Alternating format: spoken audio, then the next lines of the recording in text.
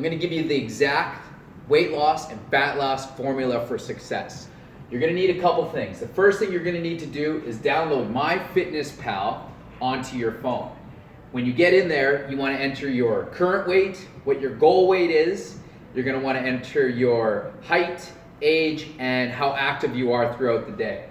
Now that's going to give you a reading of how many calories that you should be consuming in order to reach your goal. Now to take that one step further, you have a smartwatch, so either a Fitbit or a Garmin watch, because these watches will tell you exactly how many calories you're burning in a day, and the good thing about it is that they both link up together. So the smartwatch will link to MyFitnessPal, telling you exactly if you're in a surplus, meaning that the calories that you consume is higher than the calories that you actually burned, or if you're in a deficit, meaning that you've consumed less calories than you've actually burned in a day. And if your goal is to drop body fat or to decrease your weight, then you want to be in a deficit.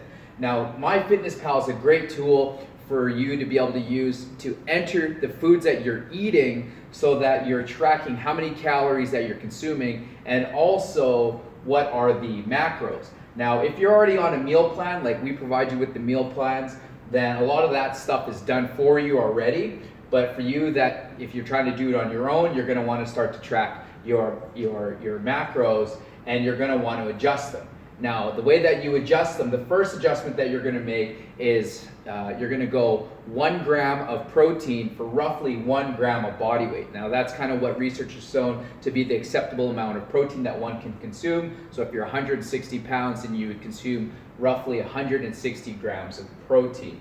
Now, we're going to go a little bit later on how you're going to adjust that with your carbs and your fats, but that's the general one that you're going to start off with. So if it's around 30 or 40% of your daily intake, then the rest will come evenly distributed between your carbs and fat, but I'm going to show you how to cycle that a little bit better later on. Now, in order for you to be in a fat loss deficit, meaning that you're trying to drop fat, the most that you want to be is between 300 and 500 calories for the day in a deficit. Now, you can go less and you'll still drop weight or drop body fat, but it wouldn't be as aggressive if you stay between 300 and 500 calories. Now, if you go over 500 calories, then what happens is your body will start to utilize the calories in muscle, and it'll actually store up body fat because it thinks that you're actually starving and potentially dying, and so it wants to build up body fat because it takes longer for you to utilize body fat than it does muscle. So it wants to make you weak. It wants to get rid of all the unwanted muscle, because muscle burns more calories than fat. Now, there's what we want to do is we want to keep you in ketosis. Okay, so if you consume 50 grams net of carbohydrates in a day, then your body goes into what's called ketosis. The simple explanation of that is that it burns fat as calories.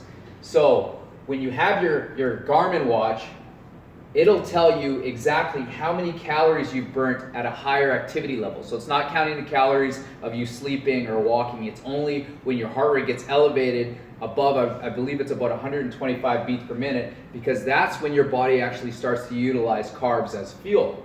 Now, there are 4 calories in 1 gram of carbs. So let's say that you burnt 200 calories from your boot camp workout. Then you would divide that 200 by 4, giving you 50 grams of carbohydrates that you can consume for the day. And we both know now that if you're in and around that 50, then your body's staying in ketosis. But if you consume 100 grams of carbohydrates and you burnt off 50, then you're still in ketosis. You don't necessarily want to be down at 0, but you want to keep it in and around 50. Now, here's where you can start to adjust your macros, meaning your carbs, proteins, and fats. So on your workout days, because when you go into that high 125 beats per minute with your heart rate or higher, your body utilizes carbs as fuel. So that's when you want to have a higher carb day. So your macros, meaning your proteins, will always remain the same.